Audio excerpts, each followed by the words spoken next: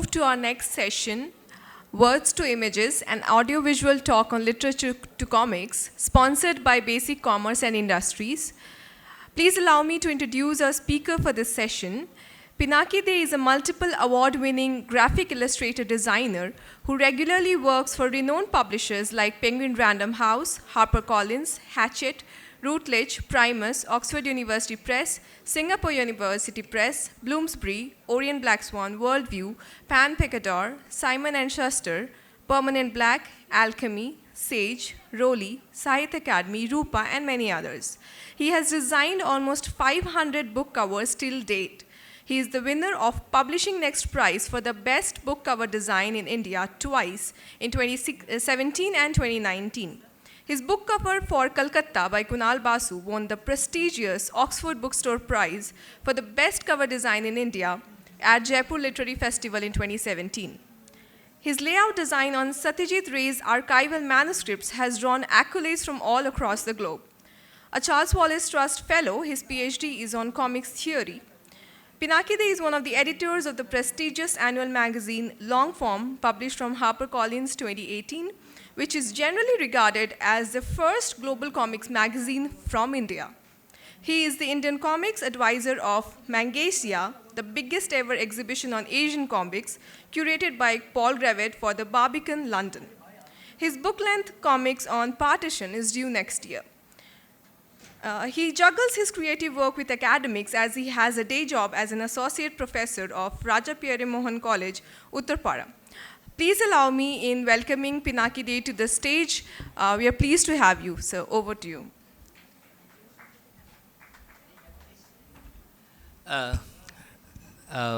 Afternoon, actually, now. Afternoon, everybody.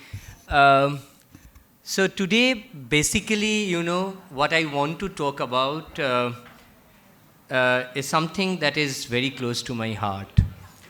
And if you have noticed in the introduction, although I have dabbled in a lot of things like design and everything, comics is my passion.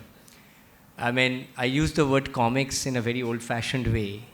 And I think that, comics can do a lot of things that, otherwise cannot be done in any other format. I personally feel comics has that, what I call that kinetic energy that can translate any text to a very different kind of sometimes an object, kind of a narrative, which is very different from the way we look at it. So it's a very illustrated talk. So what I want to do is some of the works that I am doing and also some of the works that I am doing as a collective. So I always start off with this amazing work by Grant Snyder, where, in comics form, the word canon, C-A-N-N-C-A-N-O-N, is actually referred to as canon, C-A-N-N-O-N. So it's actually about who controls the canon. Because whenever there is a text to be sort of translated into that comics format, a lot of things come to play. Will it be realistic? Will it be something which is like a literal translation, a kind of a literal transfer? Do you want to take a lot more of creative freedom with it? And if so, how much you can? Or can you sort of shape it in a way that has not been done earlier? So when we started this, can we go to the next slide? We actually thought of this book. In fact, I stumbled upon this book at Foyle's and I bought it. It's called The Graphic Canon, and it's a brilliant book. I mean, it's Ruskik, who is the editor, also assembled a group of illustrators, and he began to sort of really, transform complex texts into comics format. Texts like The Wasteland, which, poems like Wasteland, normally which shouldn't have been done, although it was later done by another person. So this was the initial kind of, trigger, as I call it. But as I delved deeper into the history of Bengali comics, can we have the next slide? We saw that, adaptations are there. So for example, this is from Durgesh Nandini, where very interestingly Narayan Devnath did a very kind of a, narrative, text to text kind of picture, boxing kind of work. And this was published in Novokollol in 1962-63.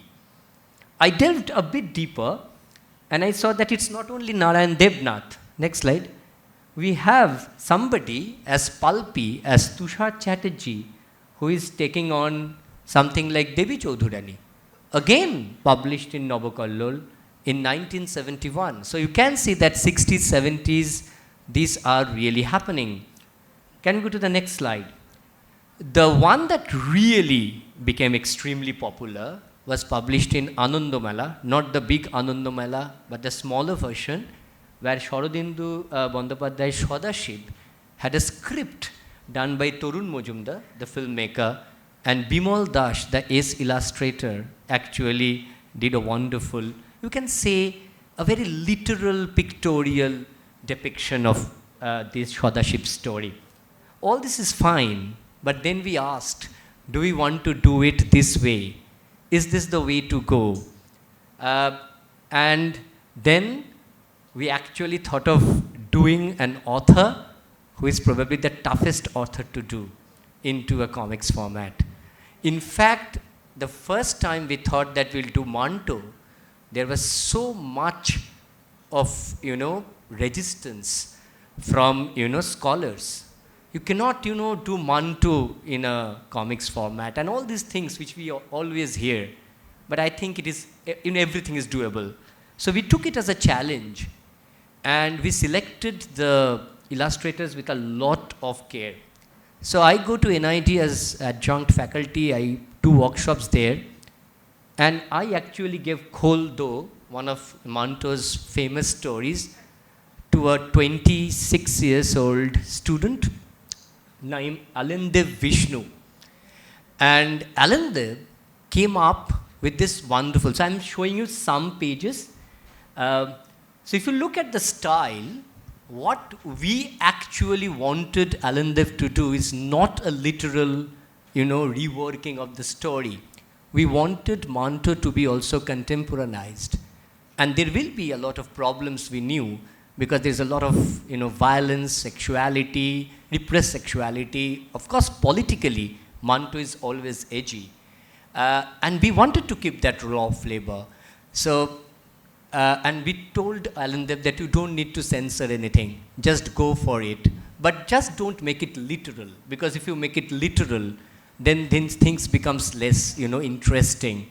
So that is how we got Alandev. So if you can look at Kholdo, and if you know the story of Kholdo, the knot of the petticoat, for example, can you see? The way the knot of the petticoat is used as also glasses. Something that Alandev came up. It was the initial picture. And then after like a 1 month workshop, we come up with a wonderful, it's like a 16-page comics, brilliant work. And can we go to the next slide? And this is the end with, the end of the panel. So he used it in black and white. We didn't even color it because we thought that, even doing Manto in color would probably, decrease the impact of it all. So this is Alandev Vishnu. Next, we chose a veteran, Shorbojit Sen. Shorbojit is most self-effacing artist, and this is Thunder Ghost. This is Cold Flesh. Now, as you all know, it's one of the toughest story. Nobody was willing to take up the story. So we actually put that in a place where we are also talking of communalism, hatred playing out. And the flesh actually became earth, the barren earth. There's a lot of political age in the story, and we wanted Shorboda to maintain that political age. So if you look at Shorboda's drawings, if you look at it, say for example, can you go to the last slide? Last one, yes. So first of all, he tried to foreground it, and he's not doing it in panels. He just put, he didn't put the square boxes because we wanted him to do away with the square boxes. And next. Okay. And when we actually wanted to depict violence, for example, scenes of, say, for example, violation, rape, he actually took recourse to a bit of Picasso, a bit of, wounds by Somnath Or. A lot of these, images actually came together in a page which is extremely dense and complex. Because we didn't want it to be just like a normal box-to-box comics format that we saw in Shadaship. I admire them, but I think it is time also to move on from that, because I think we have matured as an audience in order to understand what real graphic storytelling can be. Next slide. So if you look at the way, Manto, so Thunder Ghost, we've always thought that you need to somehow get a metaphor going in a way which will make this a bit more than what Manto wrote. Of course, because we are interpreting Manto. We are not literally putting Manto again back to another comics format. So it's not a normal telling. You can tell. We take creative licenses. Next one. So we also got Darpok, for example, one of my favorite stories, and we gave it to Priyankar. And Priyankar thought of Moyuk Chaudhuri. He draws a lot of inspiration from the, work of Moyuk Chaudhuri and this old world. And if you see, he has completely done it in black and white with, white. Next one. So if you look at Priyankar's work, there is a lot of shadowgraphy and a lot of work. So again, he has done it in boxes, the conventional comics boxes, but we wanted him to be creative. So the only brief that we gave him was to be creative. Otherwise, there is no point in, doing it again in a normal sequential graphic narrative. Next one, this is of course from Priyankar. And again, if you see the next, 2 pages, you can see there is a bit of Matisse there, right? So what is very interesting is that Priyankar is also playing with the subtext of what I call visual imagery, which is there in his mind. It is not there in Manto, but it is there in his mind. So we are not doing Manto, we are playing out Manto as we see it, as the artists, realize and see it. And next one. So I'm sorry, I'm hurrying a bit because we have more to show, and I think we also are running a bit late. So this is License, again a story by, so Chirantan is a very young artist. So since everything was getting extremely abstract, we actually commissioned a very, very young person called Chirantan and said, have you read Manto? And said, no. So let us give him a story and see if somebody who is not seeped in Manto, how does he respond to Manto? And he actually came up with a pretty, you can say, a conventional format. But what we did is that we took workshops with him and tried to make him break the format, because we thought that he was too boxed, narrative. I think Chirantan did a brilliant work. Next one. This is Blouse, and again an NIT student. And if you look at it, it's a very minimalist kind of a work. So what we are trying to do is we are also trying to pack in a lot of styles here. And we are unapologetic about it. It's almost like a pastiche of styles, because we didn't want a kind of a consistent style to go with something as complex as Manto, because Manto himself employs so much of narrative, stylizations in different stories.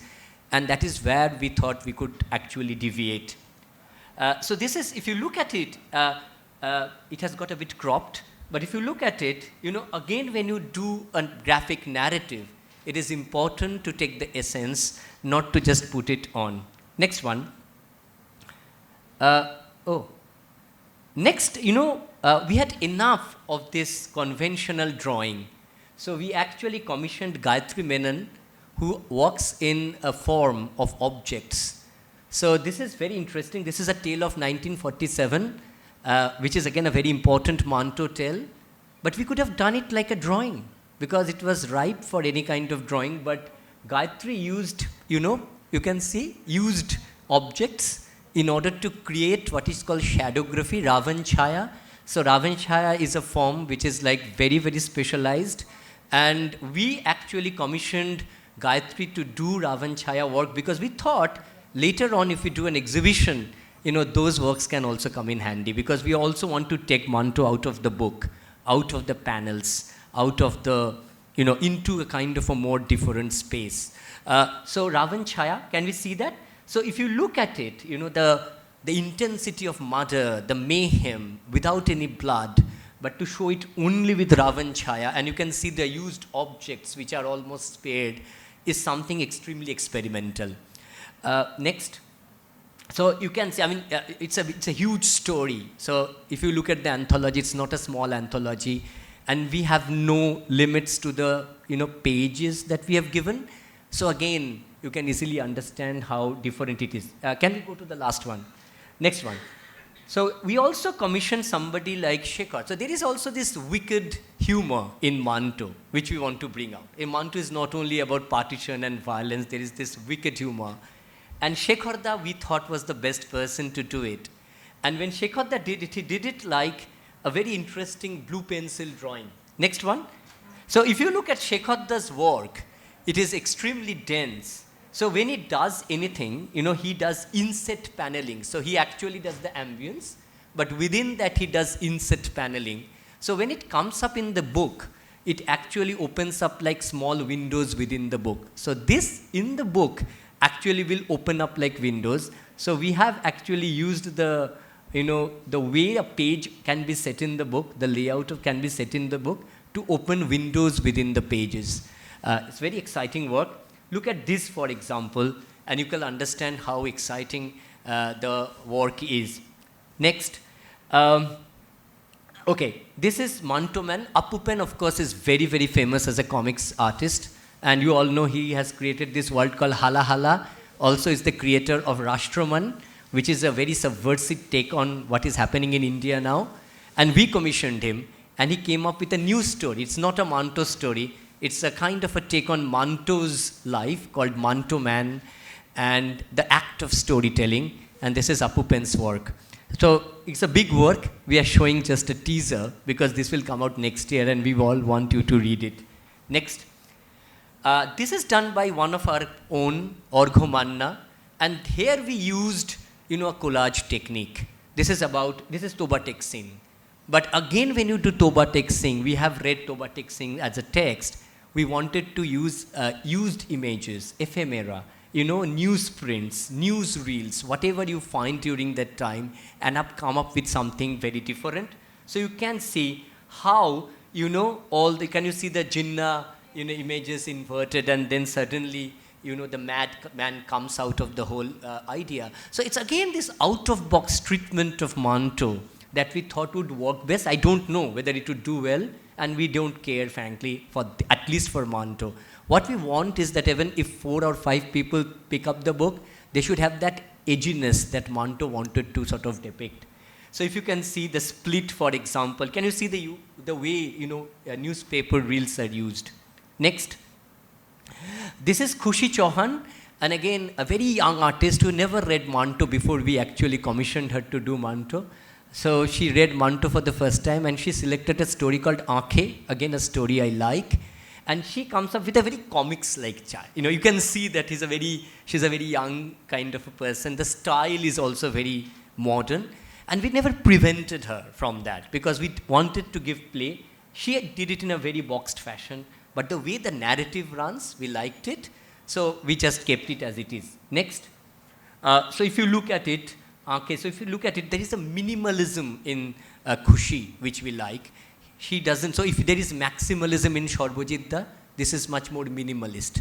And that is how I think good anthologies are built. If I don't have those minimalist approach, I don't think, and combine it with that maximalism, I think the anthology may not work. That is the way I at least think. Next, then can we take on somebody like Tagore? The holy space in Bengali culture. So if you do Tagore, people will be completely, absolutely zapped. But JU Press is bringing out a Tagore anthology. And again, if you look at Shorbojidda, can we see laboratory, for example? And the prompt was to use Dali with Tagore. So with Tagore, we didn't do a freewheeling thing. We had a kind of a brief, but to do a Dali with Tagore. So can we see the next slide? And you can see the persistence of memory. Can you see that amazing image? And how he uses it. So if you look at the entire work, it's a 48-page work, one of the finest done. You can see the whole laboratory of Tagore has become a Dalisk space. So this is very, very specific. So one way is to give play to Manto and do it as you like. Another way is to bind the artist with something much more compact and then make him prompt to do something. I, for example, myself contributed something. Can I show you? So my prompt was to do Miyazaki with Tagore. And I chose, this is my own work. So I chose Bolai. Bolai is a work that this is not my style. So this is exactly, so when my comics comes out next year, which is on Partition, it's a completely different style. I changed my style in order to fit that Miyazaki kind of a thing, because this is an inspiration from Princess Mononoke.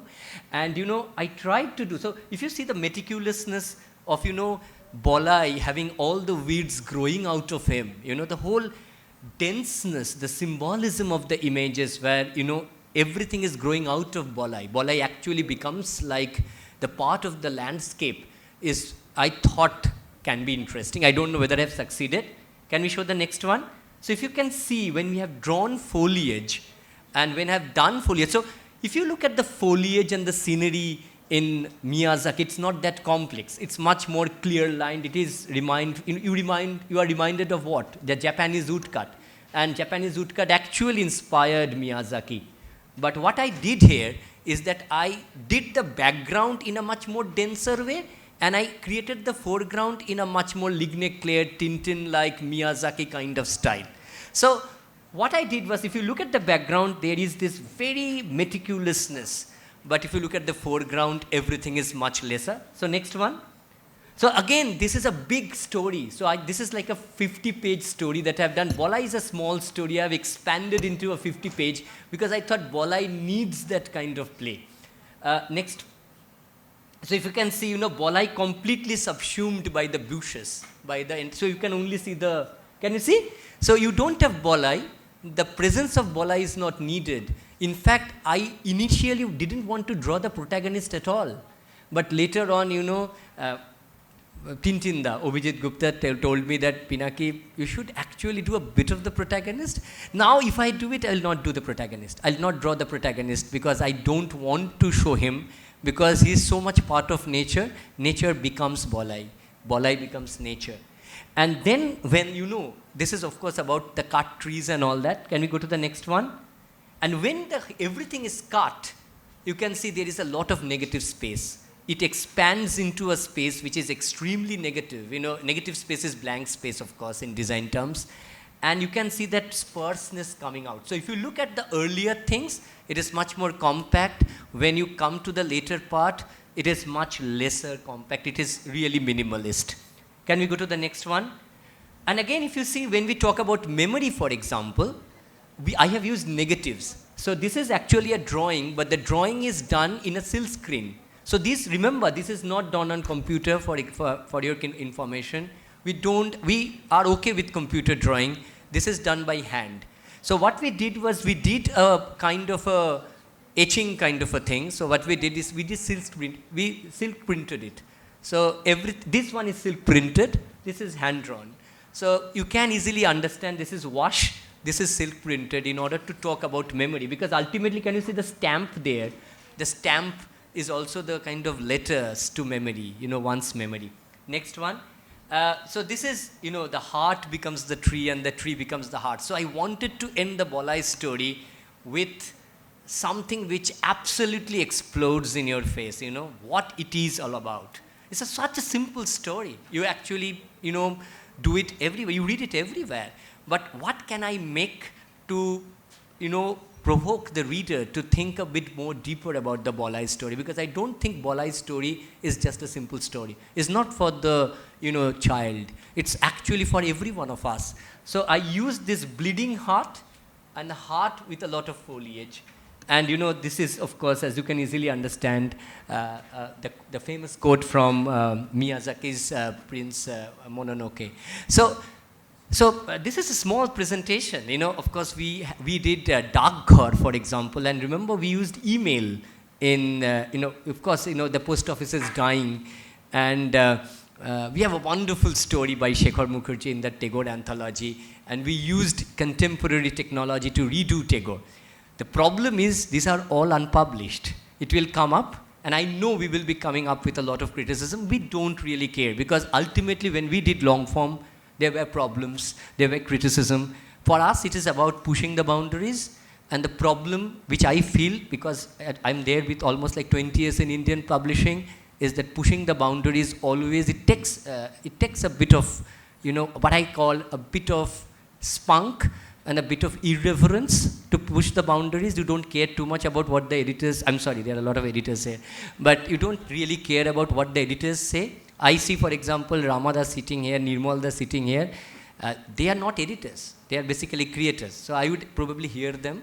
But, just, editors speaking for the sake of editing and, just doing something to fit the market, I don't think it works. Because we have actually done so many things of fitting into the market, retrofit ourselves into the market, that ultimately nothing happens out of it. We don't cater to the market. We don't become creative either. So this is simple. This is what I wanted to talk about. And if there are any questions, I'm actually very interested to answer. Okay, so if there are no questions, that's fine. I think I was exactly 27 minutes. I'm timing it. Look, I do this regularly, so thank you. Thank you so much.